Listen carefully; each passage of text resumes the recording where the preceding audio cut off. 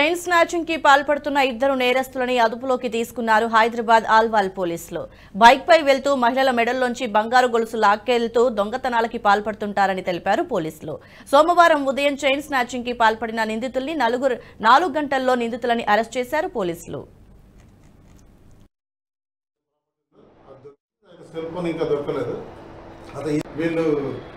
Road మన అల్వాల్ ఏరియాలో cycle motor మీద తిరుగుతూ ఉంటే అది ఏదైతే యాక్టివ్ బండి చెప్పారో దాన్ని ట్రేస్ చేయడం జరిగింది. నెంబర్లు దాన్ని తీసుకుని వచ్చేసి మన టీము దాన్ని రసపై పట్టుకొని ఎంక్వైరీ చేస్తే వాళ్ళు సమాధానం సరిగ్గా చెప్పకపోయేసరికి వాళ్ళని సెర్చ్ చేసేస్తే ఏదో ప్రాపర్టీ ఉందో అది దొరికింది. దానికి సెల్ ఫోన్ ఇంకా దొరకలేదు.